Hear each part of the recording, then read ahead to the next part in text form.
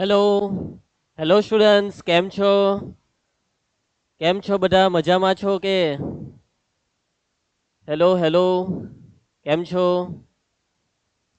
સરસ. તો ચાલો, હું રિંકેશ સર તમારું સ્વાગત કરું છું આજના આ મેથ્સના લેક્ચરની અંદર. તો દરેક બાળકોનું ખૂબ ખૂબ સ્વાગત છે. આપની સાથે EMRS શામલાજી સ્કૂલના વિદ્યાર્થીઓ જોડાયા છે. ચલો, ખૂબ જ સરસ.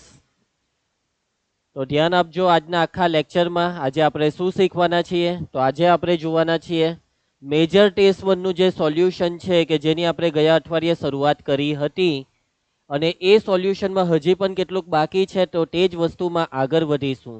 જ્યાંથી આપણે અટકેલા હતા ત્યાંથી આપણે આગળ વધીશું, બરાબર ને? તો આજે આપણો છે સોલ્યુશનનો લેક્ચર નંબર 3. તૈયાર છો તમે બધા? રેડી એકદમ? કરીએ શરૂઆત આજના લેક્ચરની? યસ. તો ચાલો શરૂઆત કરીએ છીએ. ધ્યાન આપજો, આખા લેક્ચરમાં હું જે પણ ભણાવું તેને એકદમ ધ્યાનથી સાંભળજો, અને જે પણ હું સવાલ પૂછું તેના જવાબો આપવાનો પ્રયત્ન કરજો. અને આ 1 કલાકની અંદર બિલકુલ ધ્યાન ભટકવું ન જોઈએ. પૂરેપૂરું ધ્યાન હું જે ભણાવું તેમાં જ હોવું જોઈએ. તો ચાલો શરૂઆત કરીએ છીએ. તો ચાલો, આ સવાલ શું છે? આ સવાલની અંદર તેને સમજવાનું છે. રેડી ને એકદમ? તો ધ્યાન આપજો. રકમમાં તમને આ એક વસ્તુ આપી છે. જો sin inverse x plus sin inverse y બરાબર π/2, તો આ વસ્તુની કિંમત તમારે શોધવાની છે. ઓકે, એક વસ્તુ આપી છે અને બીજી વસ્તુની કિંમત શોધવાની છે. હવે એટલું તો ખબર પડી ગઈ સવાલને જોઈને કે આ પ્રશ્ન સેકન્ડ ચેપ્ટરને લાગે વર્ગે છે. સેકન્ડ ચેપ્ટર ત્રિકોણમિતીય પ્રતિવિધેય જે તમે ભણ્યા છો. તો સેકન્ડ ચેપ્ટરનો કયો કન્સેપ્ટ તમે અહીંયા એપ્લાય કરશો આ પ્રશ્નને સોલ્વ કરવા માટે? તો વાતને સમજજો. તમને જ આ જે વસ્તુ આપી છે ને, આનું તમારે સાદુરૂપ આપવાનું છે. હવે આના સાદુરૂપમાં કરશો શું?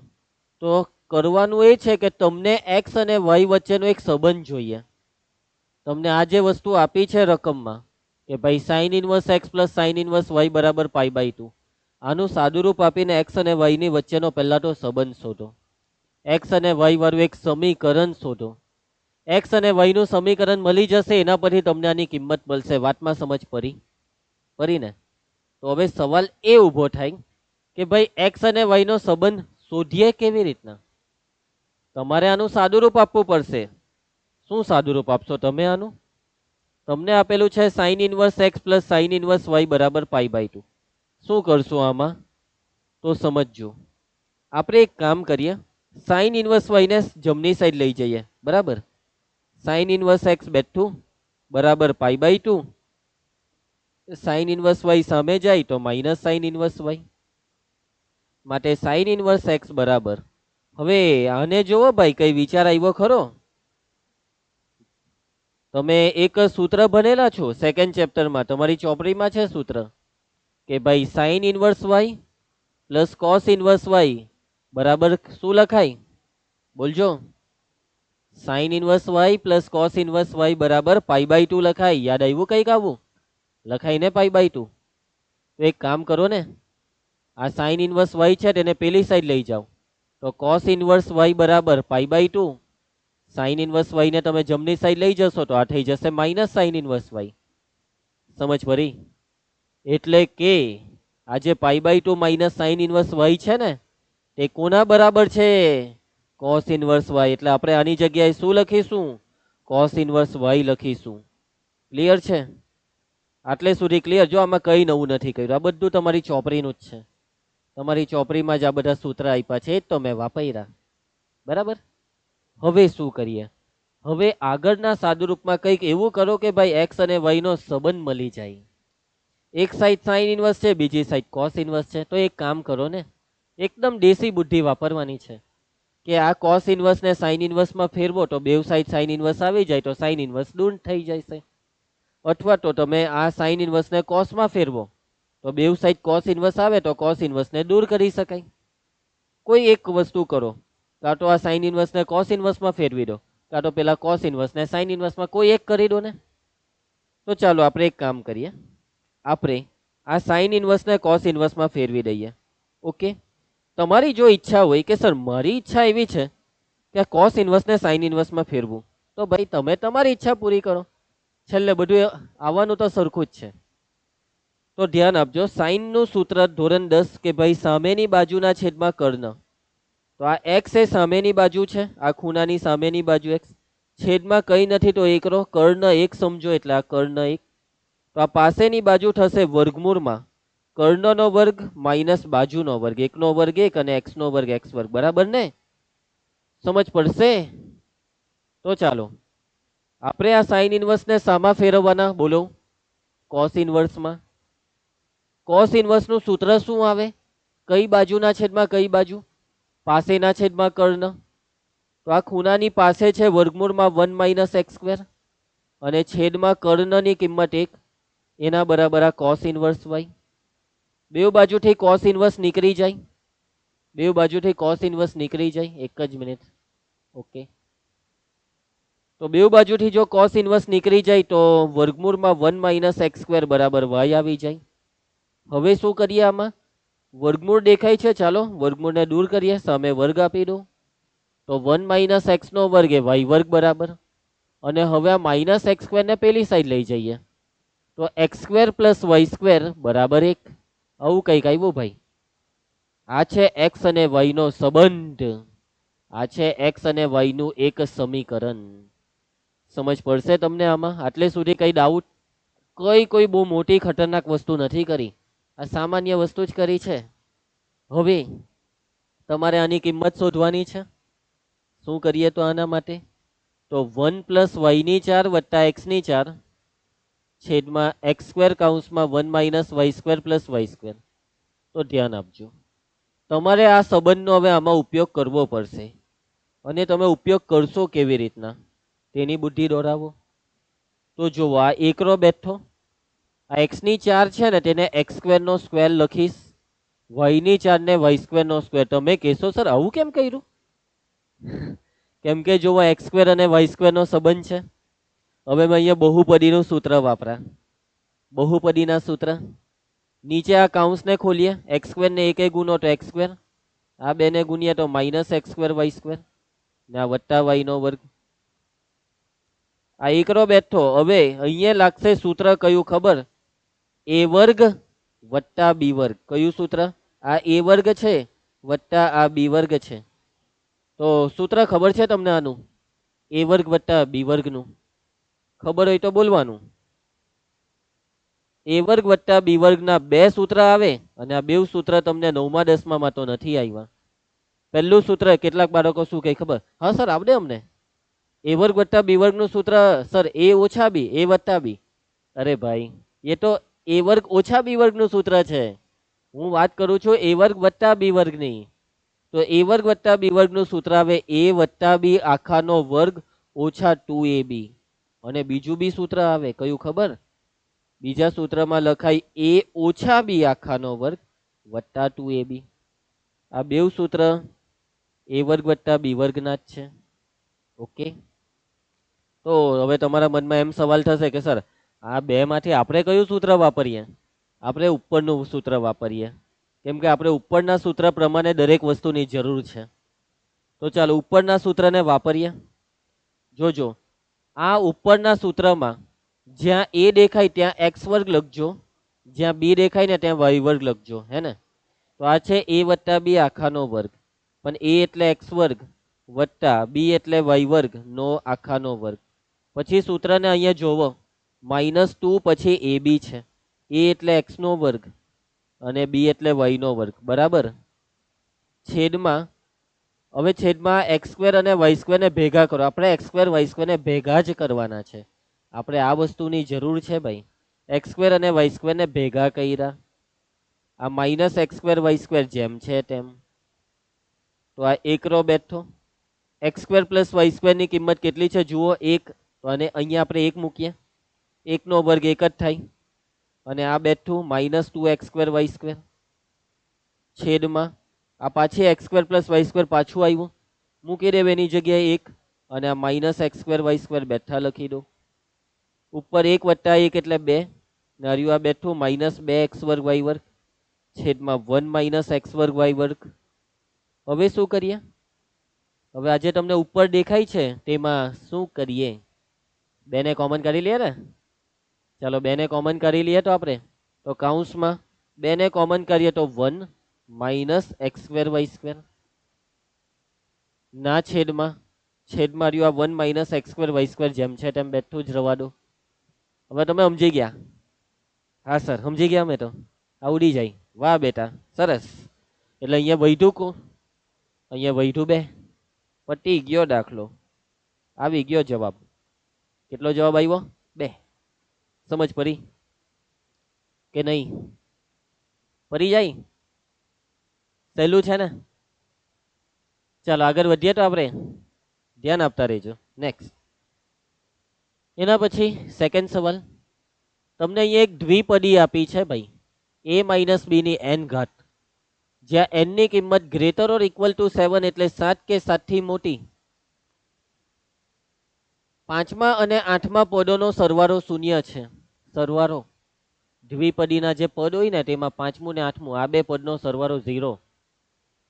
a બરાબર બી, આ a ને b હરખા છે ભાઈ, પણ a અને b 0 નથી. 0 સિવાયના જે હોય તે પણ હરખા. તો n ની કિંમત કેટલી? આ n ની કિંમત.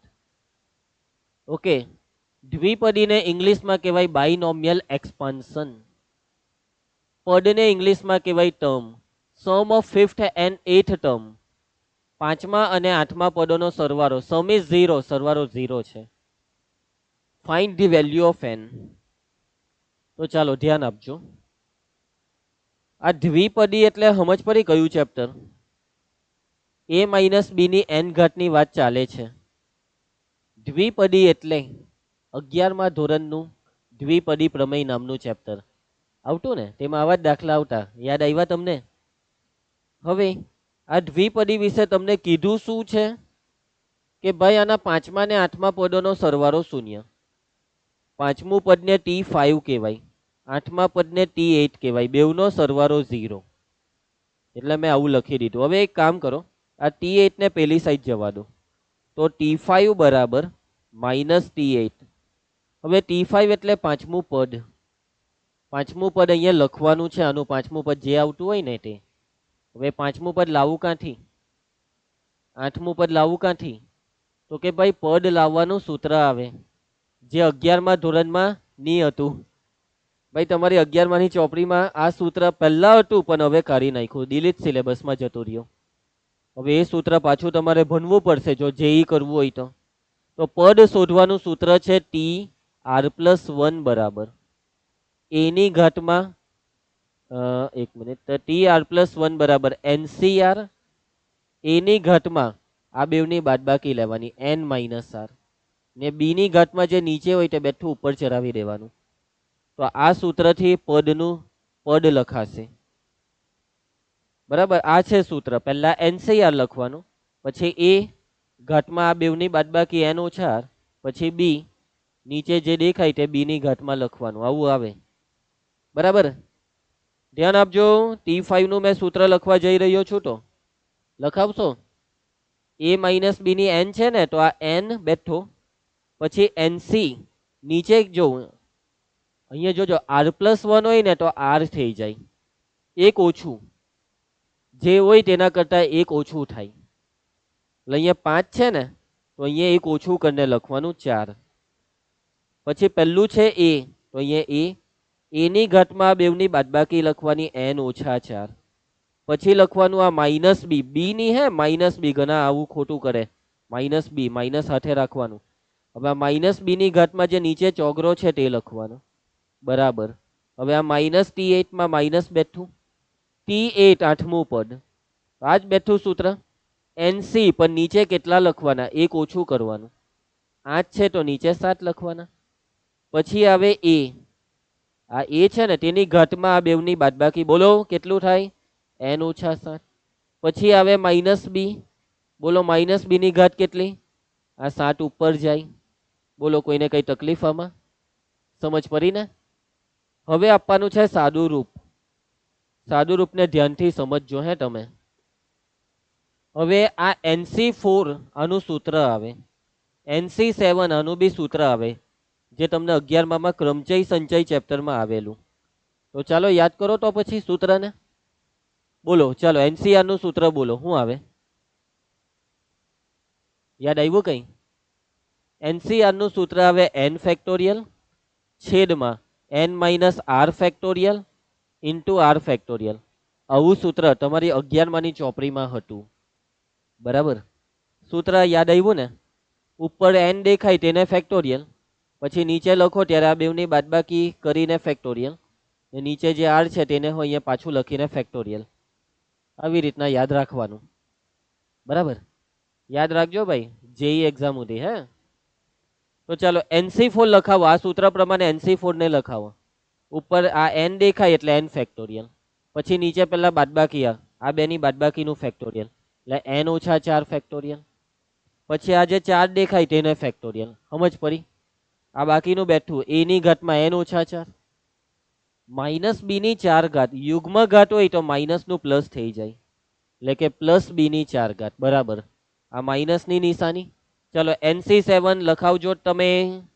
ઉપર n ને આપો ફેક્ટોરિયલ, નીચે બાદબાકી લેવાની n અને 7 ની બાદબાકીને ફેક્ટોરિયલ, અને પછી આ 7 રો જે દેખાય તેને ફેક્ટોરિયલ, પછી આ a ની ઘાતમાં n ઓછા 7 માઇનસ b ની 7 ઘાત. આ વખતે ઘાત અયુગ્મ છે એટલે માઇનસ માઇનસ જ રહેશે એટલે કે માઇનસ b ની 7 ઘાત.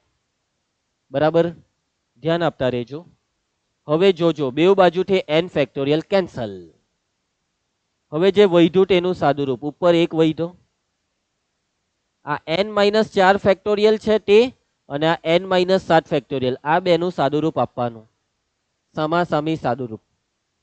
કોણ મોટું, n માઇનસ 4 કે n માઇનસ 7? બોલો, n માઇનસ 4 મોટો. ફેક્ટોરિયલમાં છે ને ઉતરતા ક્રમમાં લખવાનું હોય, એક એક ઓછું કરીને. એટલે આ જે n માઇનસ 4 છે, જે મોટા હોય ને તેને ઉતરતા ક્રમમાં લઈ જવાનો. n માઇનસ 4 મોટો, n માઇનસ 4, પછી એક એક ઓછું કરો. n માઇનસ 4 માંથી એક ઓછા કરો તો n માઇનસ 5, એમાંથી એક ઓછું કરો તો n માઇનસ 6, એમાંથી એક ઓછું કરો તો n માઇનસ 7. બસ, હવે એના પછી ઓછું નહીં કરતા, બસ અટકી જાઓ. જ્યાં અટકે ત્યાં ફેક્ટોરિયલ લગાવી દેવાનું. તમે કહેશો કેમ સર અહીંયા કેમ અટકી ગયા?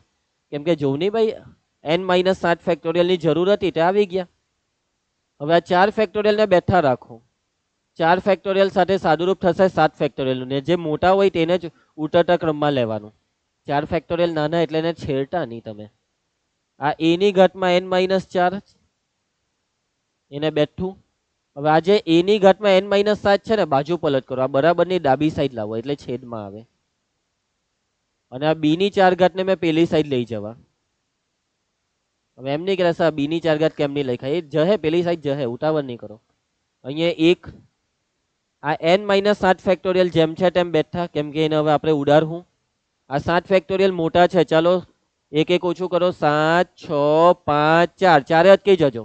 કેમ 4 અટકી ગયા? કેમ કે અહીંયા 4 છે ને એટલે. માઇનસ બી જોજો, આ માઇનસ માઇનસ તો પ્લસ થાય, માઇનસ માઇનસ પ્લસ એટલે અહીંયા પ્લસ થઈ ગયું.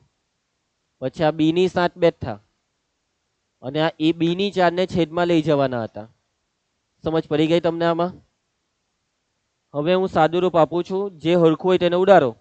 n માઇનસ 7 ફેક્ટોરિયલ કેન્સલ, આ 4 ફેક્ટોરિયલ કેન્સલ. ઓકે, હવે સમજજો, આગળ સમજજો. ચાલો પહેલા અહીંયા જોઈ લઉં. આ નીચે b ની 4 ઘાત આખે આખું ઉડી જાય, અને આ 7 ઘાત છે તેમાં 3 ઘાત થઈ જાય. 7 માંથી 4 જાય તો 3 ઘાત. બરાબર, એવી રીતના આમાં બી ઉડે. 18 જો સરખા હોય ને તો ઘાતની બાદબાકી કરવાની, આટલું યાદ રાખવાનું. આ બેવની બાદબાકી કેટલી થાય?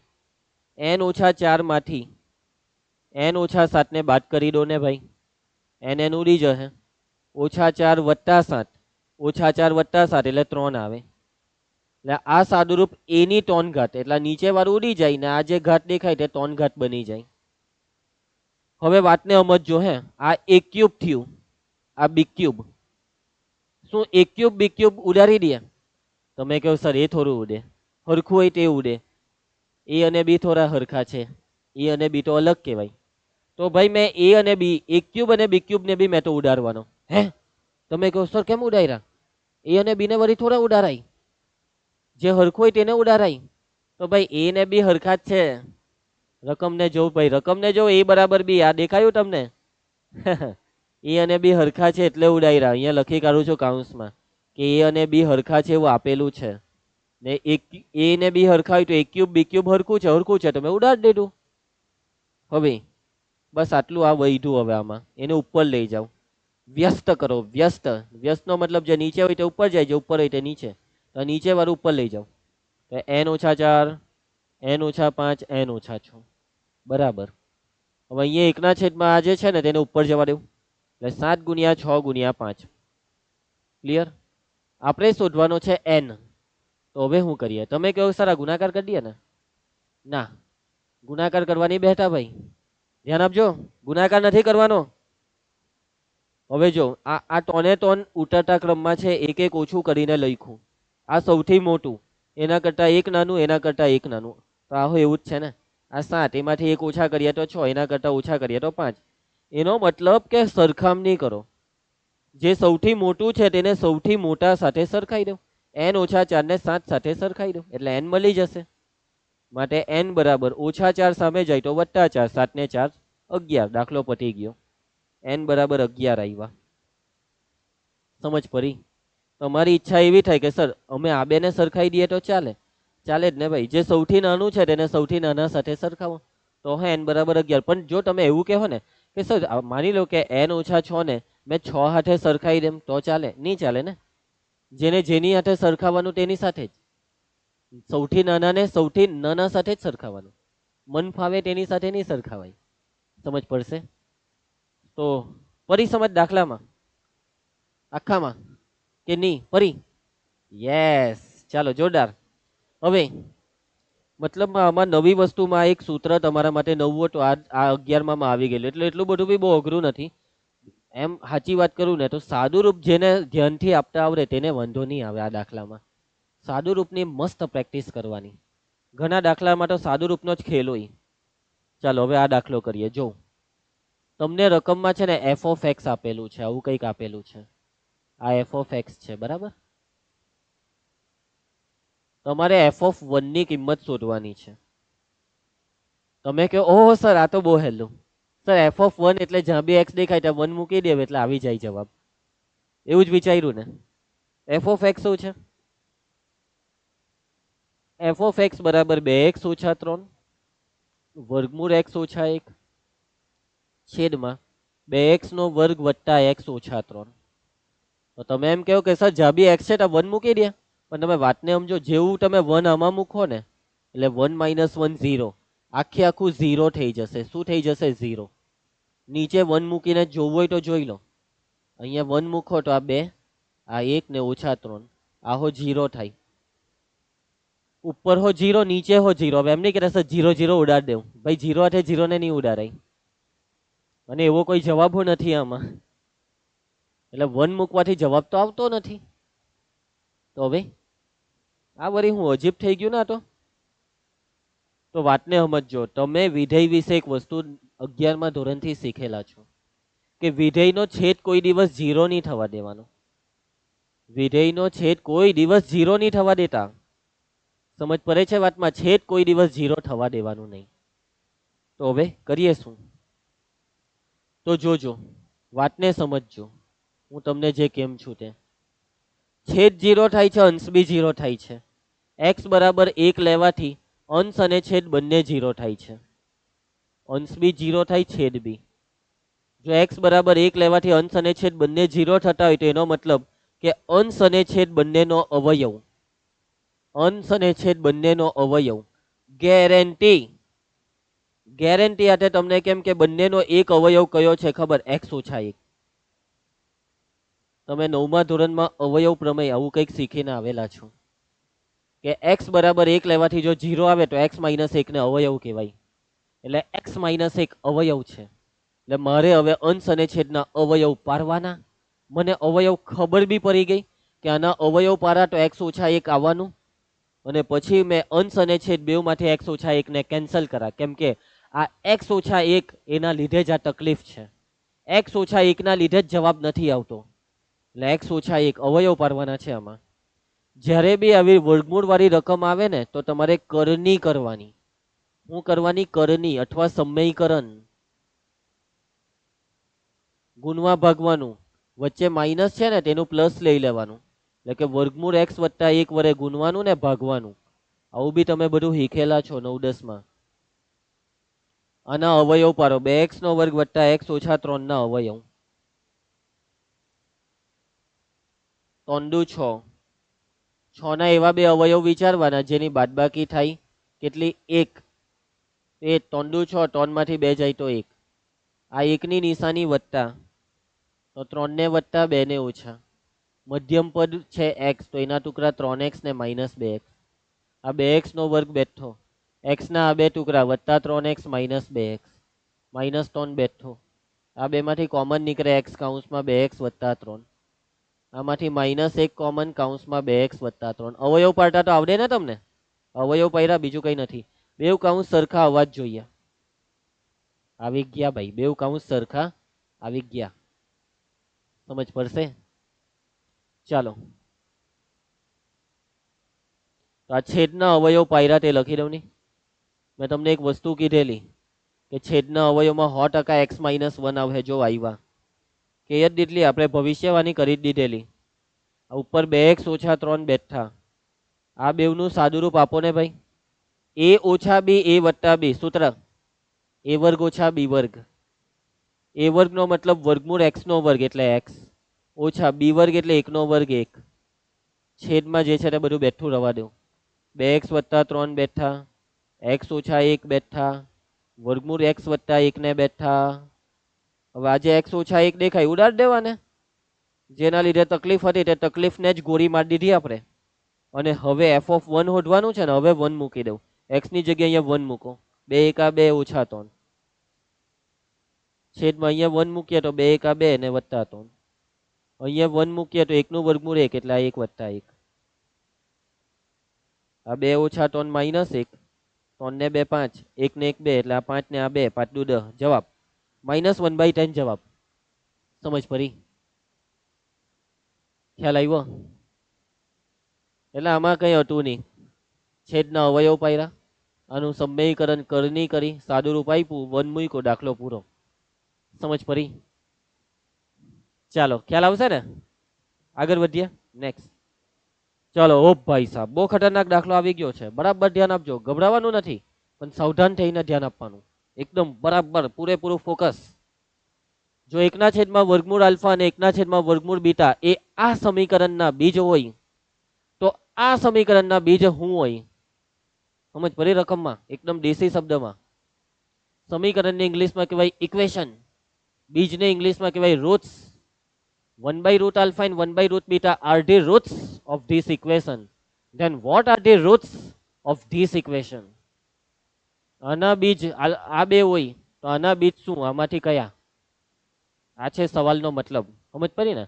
આ સમીકરણના બીજ આપી દીધા, આ સમીકરણના બીજ શોધવા કીધા, જે આમાંથી કયા? તો ચાલો, સૌથી પહેલા જે આ પહેલું સમીકરણ આપ્યું છે ને તે લખવાના. ax² + bx + 1 = 0.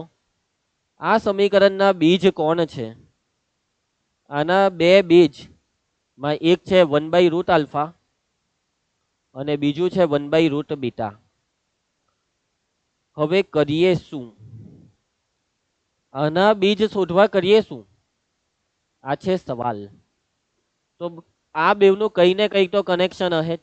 આના બીજમાં આલ્ફા બીટા છે, જવાબમાં આલ્ફા બીટા, એટલે આના બીજમાં આલ્ફા બીટા ભરાવાના. હવે આ 10મા ધોરણનું તમને ચેપ્ટર આવતું ને, દ્વિઘાત સમીકરણ 10માં આવતું, ખબર? એ ચેપ્ટર છે. 10માનો દાખલો છે. 10માના જ બધા સૂત્રથી આખો દાખલો કરાવવા મેં તમને, જોજો. 10મા ધોરણમાં તમે છે ને કંઈક આવું ભણેલા કે ભાઈ એક દ્વિઘાત સમીકરણ છે ax² + bx + c = 0. તો એ માની લો કે એના જે બીજ છે એ બીજ છે આલ્ફા ને બીટા. તો તમે આવું કઈ ભણેલા, બીજનો સરવાળો, બીજ એટલે આલ્ફા બીટાનો સરવાળો, જેનું સૂત્ર આવે -b/a. કઈ યાદ આવ્યું? યાદ આવ્યું ને? એના પછી બીજી એક વસ્તુ આવે, બીજનો ગુણાકાર. બીજ કોણ છે ભાઈ? બીજ એટલે આલ્ફા ને બીટા, આલ્ફાનો ને બીટાનો ગુણાકાર, એનું સૂત્ર બોલો. હું ભણીને આવેલા 10માં c/a, બરાબર ને? આનો ઉપયોગ કરવાના આપણે આ દાખલામાં 10મા ધોરણની આ વસ્તુનો ઉપયોગથી આ દાખલો થવાનો. જોયા કરો. તો પહેલું છે બીજનો સરવાળો. એક કામ કરો, પહેલા બીજનો ગુણાકાર લઈ લો. બીજનો ગુણાકાર, વાતને સમજો તમે. બીજ કોણ છે? આ બે. આમાં આલ્ફા બીટા હતા, આમાં આવું કઈ છે. એટલે આ બેનો ગુણાકાર 1/√ આલ્ફાનો અને 1/√ બીટાનો ગુણાકાર, અને આ ગુણાકારનું સૂત્ર સી ના છેદમાં એ, ગુણાકારની વાત થાય છે. આ સી કહેવાય, આ એ કહેવાય. એ તો એ જ છે પણ સી બરાબર 1, એટલે સી ના છેદમાં એમાં સી બરાબર 1 અને એ તો એ પોતે જ. ઓ ભાઈ એ મળી ગયો, કામ થઈ ગયું. વ્યસ્ત કરો. આ એને ઉપર લઈ જાઓ, આ બેવને ઉપર લઈ જાઓ, એટલે એ બરાબર √ આલ્ફા √ બીટા. ચાલો ભાઈ, એની કિંમત તો મળી ગઈ ભાઈ. હવે આવો બી પર. બી ને શોધવાનો છે. હવે બીજી વસ્તુ પર આવી જાવ. બીજી વસ્તુ છે બીજનો સરવાળો. બીજનો સરવાળો. બીજનો સરવાળો એટલે આ બે નાલાયકોનો સરવાળો. સમજ પડે છે? કેમ કે આ બંને બીજ છે. તો આ બેવનો સરવાળો ભાઈ 1/√ આલ્ફા પ્લસ 1/√ બીટા. અને આનું સૂત્ર શું આવશે? માઇનસ બી ના છેદમાં એ. આ બી એટલે બી પોતે જ ને, એ એટલે એ પોતે જ, એટલે માઇનસ બી ના છેદમાં એ. થોડીક વાર પહેલા તમે આ એને હોઢેલો ને તે અહીંયા મૂકી દેવો ને આ ડાબી સાઈડ સાદુરૂપ આપવું પડે, ક્રોસ ગુણાકાર મારી દેવું. આ √ બીટાને 1 વડે ગુણ્યા તો √ બીટા પ્લસ √ આલ્ફા ગુણ્યા 1 √ આલ્ફા છેદમાં આ બેવનો ગુણાકાર કરીએ તો √ આલ્ફા √ બીટા બરાબર માઇનસ બી ના છેદમાં એ. પણ છેદમાં જે એ છે ને એની કિંમત આ મૂકવાની, √ આલ્ફા √ બીટા. સાદુરૂપ આપીએ તો √ આલ્ફા ઉડી જાય, √ બીટા ઉડી જાય. છેદ સરખા છે તો ઉડી ગયા. આવી ગયો ભાઈ, બી આવી ગયો. આ બી, આ માઇનસ ને સામે નાખી દો. આ પેલા √ આલ્ફા પ્લસ √ બીટા, એટલે √ આલ્ફા પહેલા લખ્યું, √ બીટા વચ્ચે વત્તા છે એટલે કોઈ નો પહેલા લખાય. એ ને બી બે આવી ગયા. એ હોધી કાઢ્યો, બી હોધી કાઢ્યો. હવે આમાં આવો, તમારો ટાર્ગેટ છે ભાઈ આના બીજ હોધો. ભાઈ આના બીજ હોધો. ચલો આ સમીકરણને મેં લખતો છું, તમે જોજો. સમીકરણ શું છે? સમીકરણ x કૌંસમાં x plus b cube plus a cube minus 3abx બરાબર 0.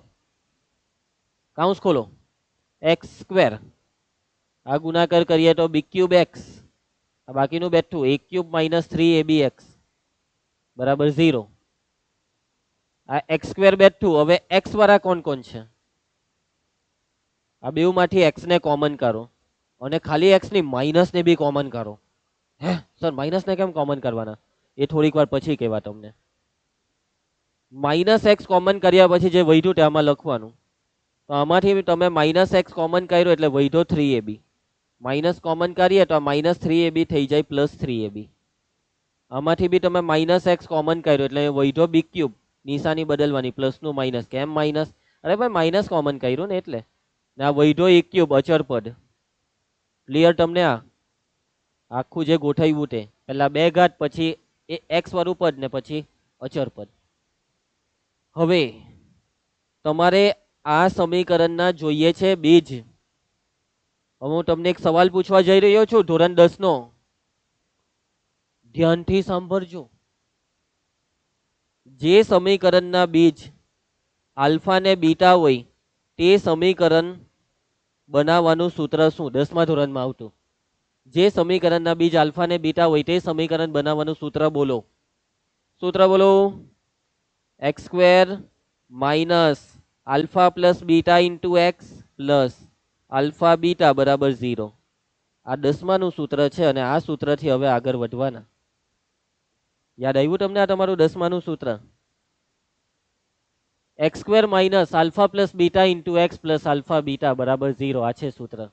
ઓકે, તો ધ્યાન આપજો. હવે આ જે સમીકરણ દેખાઈ રહ્યા તેમાં આલ્ફા ને બીટા બીજ છે. હવે આને ને આને, આ બેવના થોબરા જોવો. આ બેવનો, આ બેવ સમીકરણને ધ્યાનથી જોવું, બધું એક જેવું જ છે. હવે આ આલ્ફા પ્લસ બીટાની જગ્યાએ પછી અહીંયા કંઈક આવું છે ને આલ્ફા ઇન્ટુ બીટાની જગ્યાએ અહીંયા a ક્યુબ છે. પછી જો અહીંયા માઇનસ છે એટલે મેં અહીંયા માઇનસ લાવ્યો. સમજ પડી તમને? હવે મેં અહીંયા માઇનસ કેમ કોમન કર્યો, હવે સમજ પડી ને તમને? એટલે મેં એવું કહેવા માંગુ છું તમને કે આ જે સમીકરણ છે ને ભાઈ, આ સમીકરણ એમાં આ જે છે ને આર્યુઆ એ બીજનો સરવાળો છે, આલ્ફા વત્તા બીટા. આ જે છે ને તે બીજનો સરવાળો છે.